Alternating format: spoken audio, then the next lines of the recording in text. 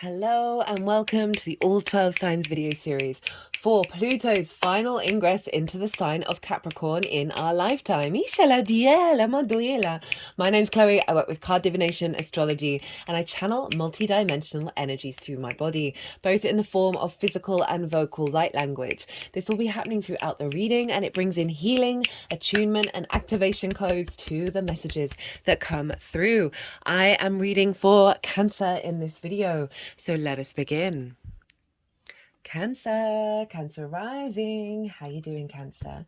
So I read for the rising sign. So for those of you who have Cancer elsewhere in your natal chart, look to the house that it's in, the themes of that house. You want to apply those themes as well as all the meaning you've got going on in the sign of Cancer to the messages that come through, because it will be as if that Cancer energy has now energetically moved to the first house. So when I talk about the astrology for the rising sign, it will still link in. You just got to add on your own natal chart meaning on top of it. As always, take what resonates, leave what doesn't. So what was I gonna, there's a competition. I keep trying to remember to do this at the beginning of the videos. All the details of the competition are in the description box. There are 3 videos up for grabs. 3 readings even up for grabs. You can enter it as many times as you like. So we are doing the Pluto in Capricorn. We're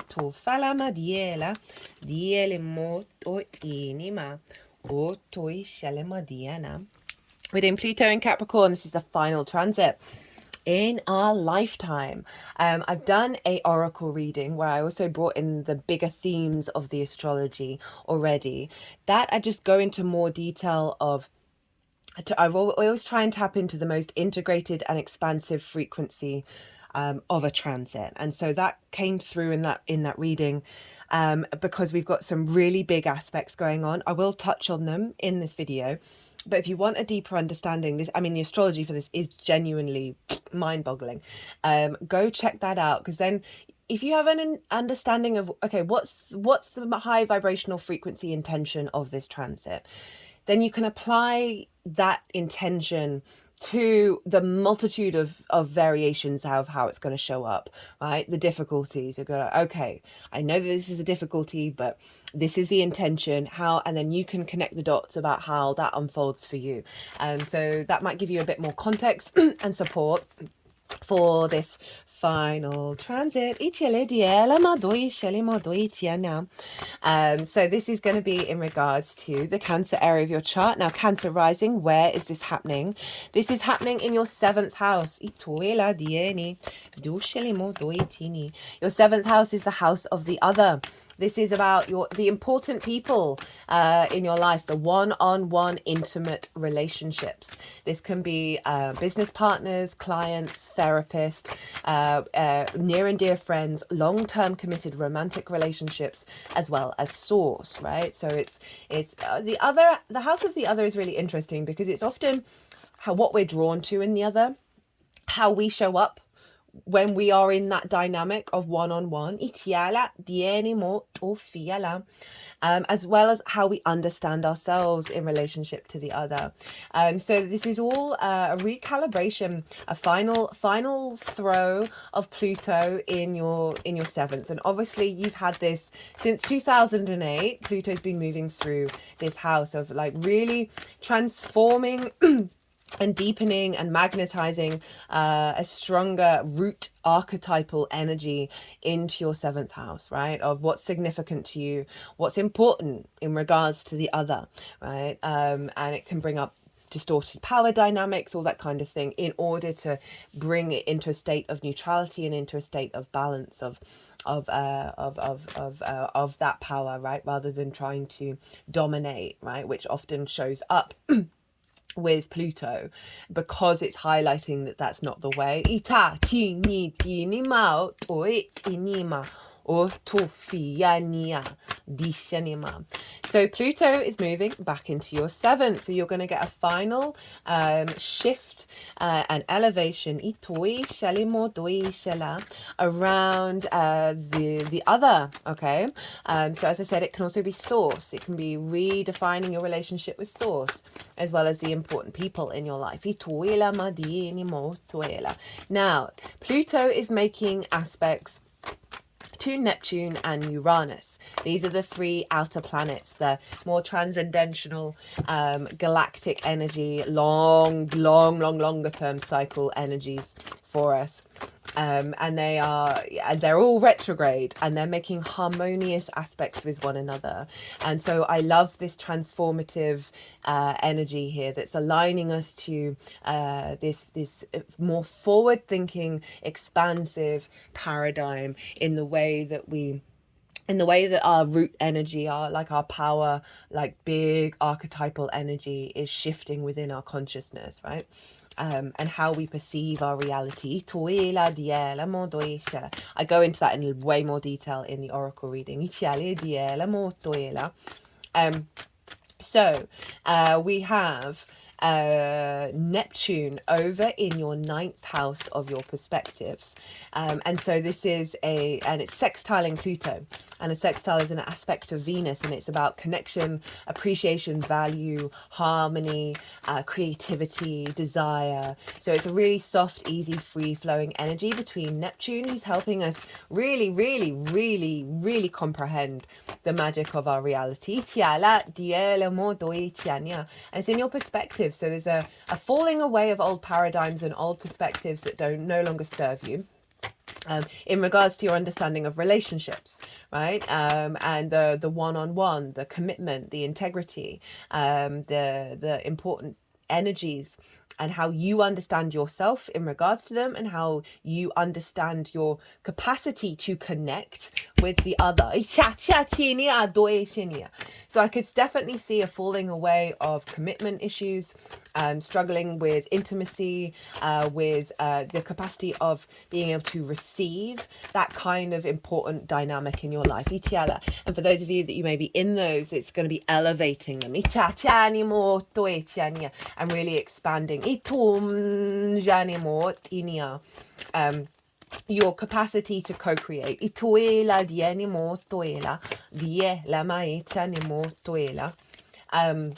We've also got Uranus over in Taurus, which is in your 11th house of hopes and dreams, friends, groups and alliances, and reaping the benefits from your 10th house. And it's making a trine to Pluto.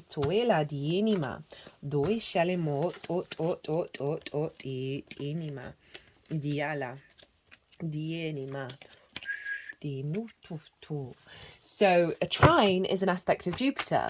Now this is about bringing things together in order to elevate, expand, and bring wisdom, truth, and knowing, right? The bigger picture of it all. And with that brings confidence and a sense of abundance. It's very easy, free-flowing energy, much like the sextile.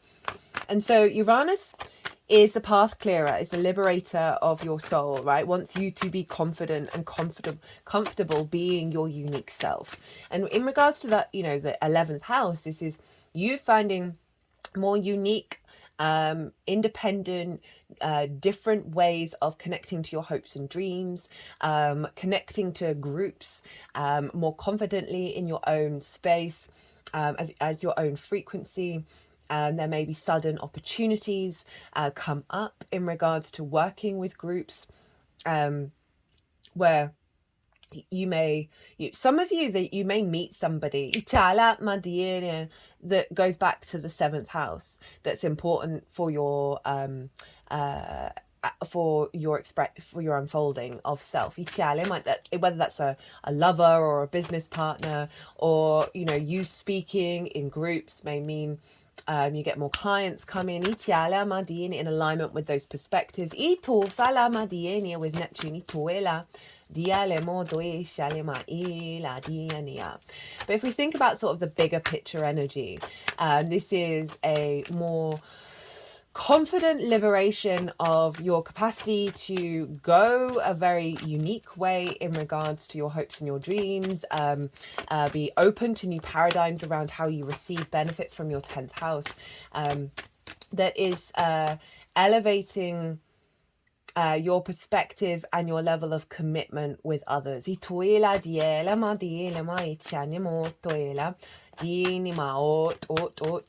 of you, this may be about, really opening up a new space around like a business partner where you share perspectives and you work together that facilitate your hopes and your dreams.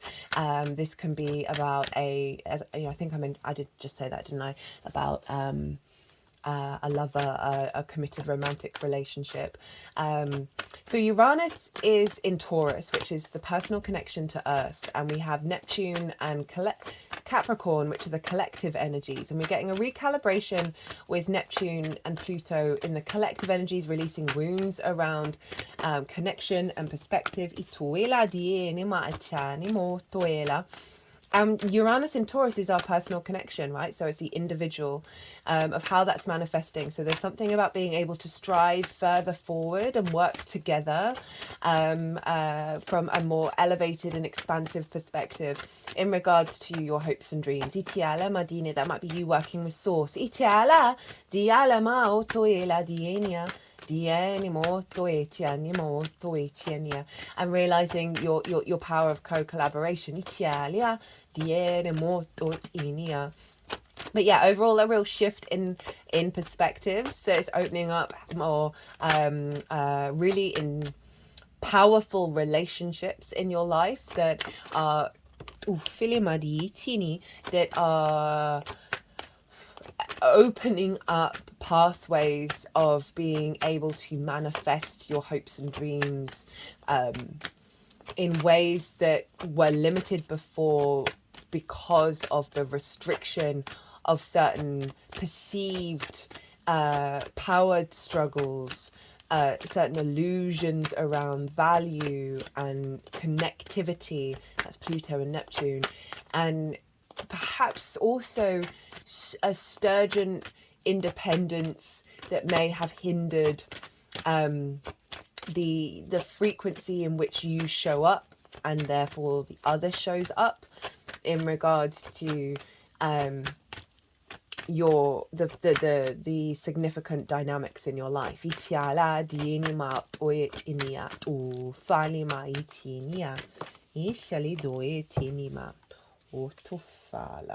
So we've got the 9 of Wands at the bottom of the deck. Itini, dini, duela, diti, dini ma, dini motuela. So let's get an oracle card for you. Ishali dienia, my lovely Cancer. Itoini. It's a very yin energy. It's all earth and water.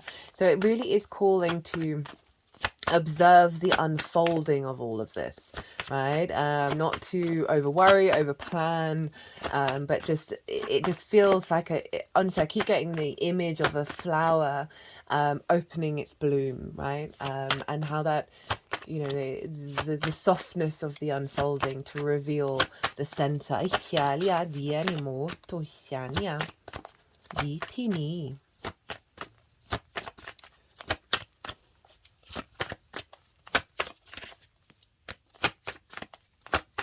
Oracle card for my lovely Cancer.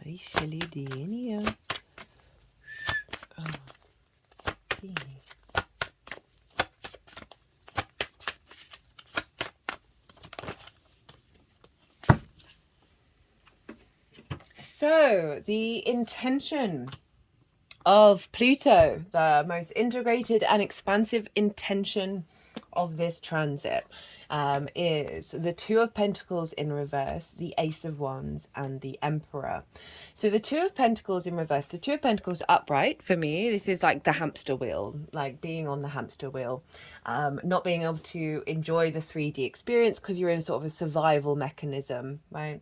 And so there's an element of a removal of the fear space that's coming in, of that the way that we interact with the other in regards to a sort of a scarcity mindset. Eat, eat, eat, eat, eat, eat, eat, eat.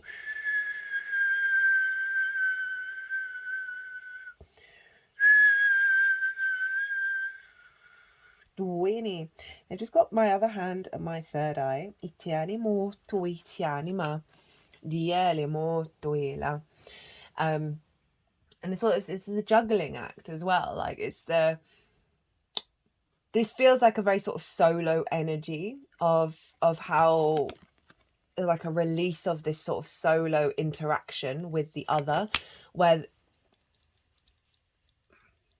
there's just it just feels like this is just clearing, this is just opening up space for more connections.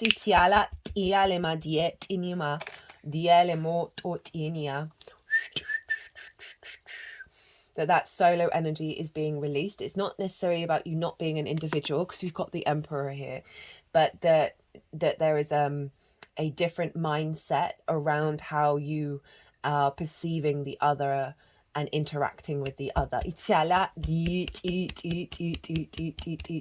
And again, Uranus over in your hopes and dreams and reaping the benefits from your 10th house of releasing that pattern around I can't even take the next step in my hope and dream because I'm too busy juggling in survival mode. Italia, diale mortia. And then we have the Ace of Wands and the Emperor, so big fire energy kicking in, right? That Ace of Wands is a renewal of passion, of your instincts being in alignment with the other in regards that serves your higher frequency.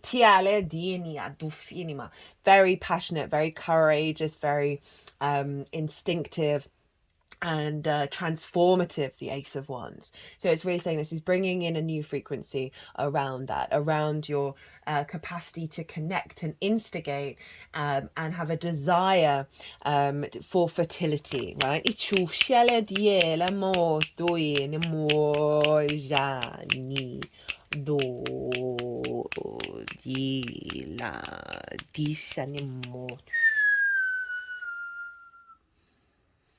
I'm drawn to that Nine of Wands at the bottom of the deck in reverse, because this figure is, very courageous. They're very strong. They're keeping on going, but they're kind of always on the defensive, and they're kind of seeing conflict in every situation, that they can't breathe, that they're all by themselves. They're standing, like there's no support, but it's also kind of like, it's quite a fixed energy. It's quite rigid in its frequency of not being able to accept help, not being able to rest, to shift the perspective, right? Like everything is always like, it's coming for me, it's coming for me, it's coming for me.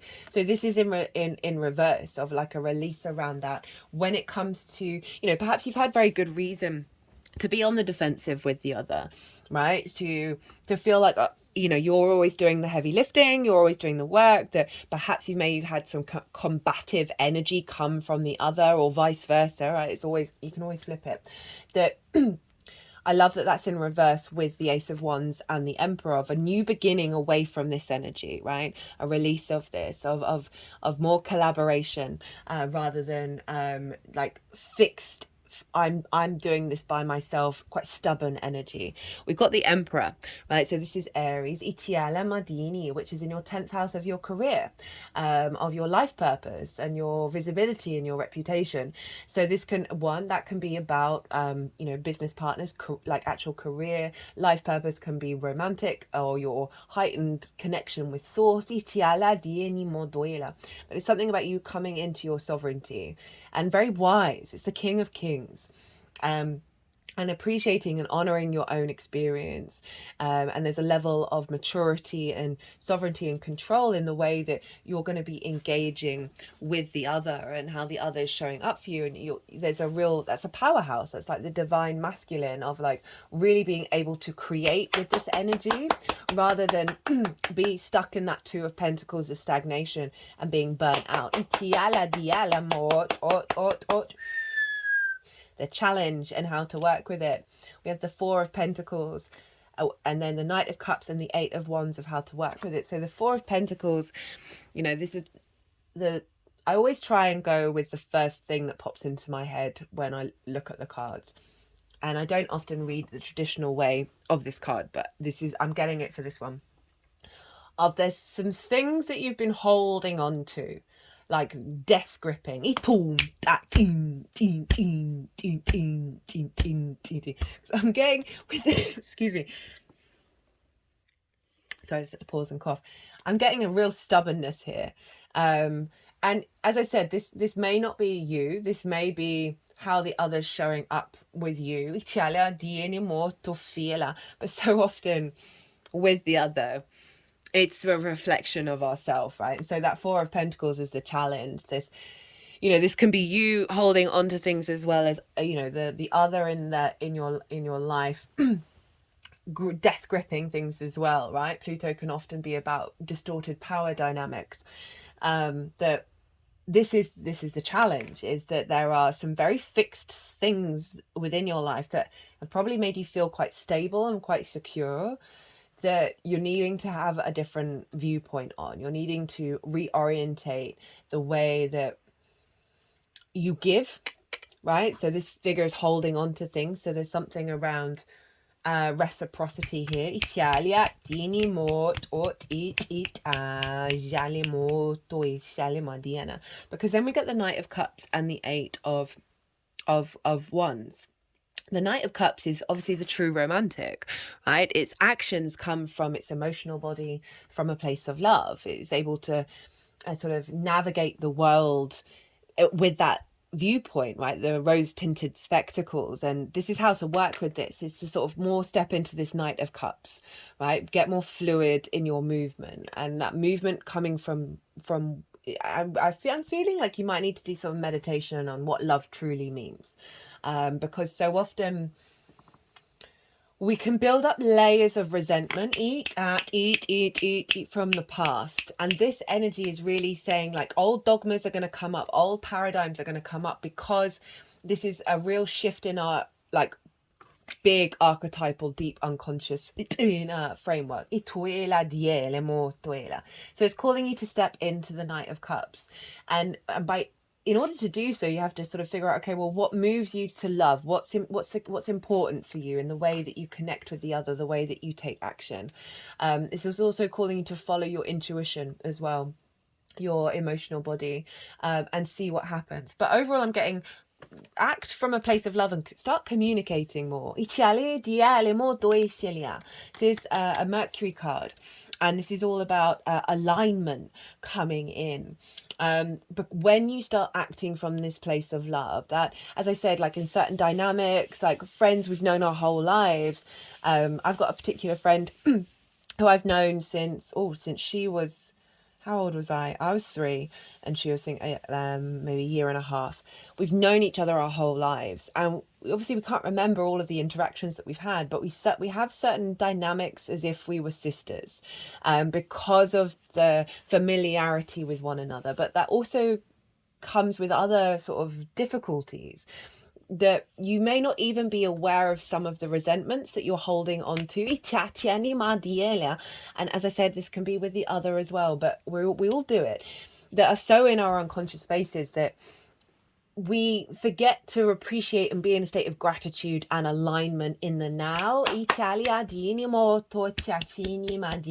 there's something around being in awareness, even if you don't consciously know what those things are, but just being in awareness of, there are reasons why we are creatures of habit, why we react and respond to the people around us, the important people in our lives, to source, whatever it is. That are there are perspectives here that are going to be pulled down, but it is needing you to step into this and be open to what inspiration and instincts comes through when you are open to that, of like where to go to next. Okay, so how to amplify this energy, how to work with this energy. We have the 5 of Pentacles, the 10 of Cups, and the 2 of Cups. So this feels, it's kind of like a follow on from this. We've got the Five of Pentacles, and this is kind of like scarcity, not feeling supported, feeling left out in the cold. You know, this is, they're outside of the church, they're not inside of it. They're very run down, they're exhausted. But it's come with the Ten of Cups.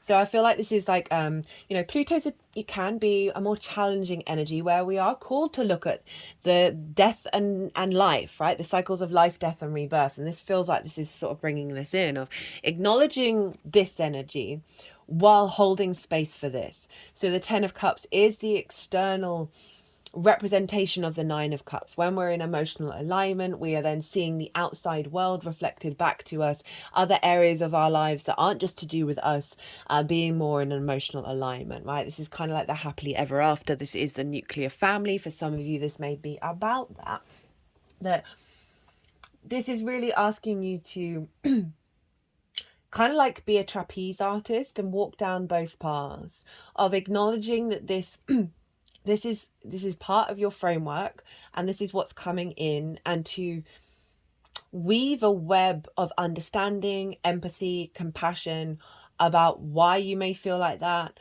but why that's kind of poison. And that this Ten of Cups is calling you to see the beauty, the gratitude, like explore all the areas of your life and all your experiences and find the gratitude, find the rainbow. And that's going to really cultivate with that with the Knight of Cups, this sense of emotional appreciation that's going to bring in a level of reignited passion for your existence on this planet and how you connect with the other. We then have the Two of Cups. So it's kind of doubling down. Like, this is about masculine, feminine spirit integrated. We have the Caduceus, which represents healing. They are equal. They are eye to eye. They respect and honor one another. They are open to give and receive. And it's calling you to step into that. Whether that is with yourself, with those around you, with source, that by being vulnerable, by being open, saying, look, I want to meet you where you're at, rather than focusing on the reasons why, okay, that this figure might feel left out in the cold. They might feel run down because of what the actions of this are. They're really calling you to step outside of that and really think about what truly matters. What truly matters to your heart. Okay, you have the deep diver, diving into a task. Number 10. Embracing risk, diving into a task, new discoveries. It's easy to play in the shallows where the waters are clear and you can see all that glitters by your feet. Anyone can venture here. There is little risk. Nothing to discover, no dark secret, nothing that you can't already perceive. The treasure has long been picked away, replaced by a gentle certainty. In the shallow river is safety and no surprises. This feels like the old perspectives, right, of what relationships are and what you are in regards to those. And what the capacity is you playing around in the shallows. That sort of that Two of Pentacles. That Four of Pentacles. Two of Pentacles in reverse, that Four of Pentacles is you playing in that shallow of holding on to the old framework. But that's not who's calling you now. The deep diver invites you to take the plunge with him. You can't see the bottom, but you must swim into the dark depths to find the mystery that eludes you now. He knows where the pearls lie underneath the ancient sands. You are called to look beyond the surface of things for your answer. Let your intuition propel you into the water, allowing your memories to swell around you and your emotions to well up as you face the unknown. Your curiosity will be your greatest guide. You'll surely discover something wondrous to bring back to everyone who is wading by the shore. But only you will truly know the value of your discovery. Are you willing to do the work? Dive in, make the commitment to see it through, and you'll be amazed. While I was reading that, because that's just summing up that sort of trapeze artist that I was talking about. So Saturn rules Capricorn. So Saturn is influencing what's going on with Pluto. Saturn is in Pisces. Pisces is traditionally ruled by Jupiter. Jupiter is in Gemini in your 12th house, your hidden house, your unconscious spaces. I thoroughly recommend the Jupiter Gemini transit. It's in its own playlist. Go find it, because that energy feels very relevant to what's going on here. That's adding on another layer, which I won't go into more detail here because I've talked about over in the Jupiter and Gemini transit. Well, Cancer, that was a bit of a powerhouse of a reading. If this resonated, if you liked it, if you had some fun, hit that like button. It brings me a lot of joy and obviously helps the algorithm. As I said earlier, there is a competition. 3 readings are up for grabs. All the details are in the description box. Cancer, be good to yourselves, be good to those around you, safe travels, and be well until we meet again.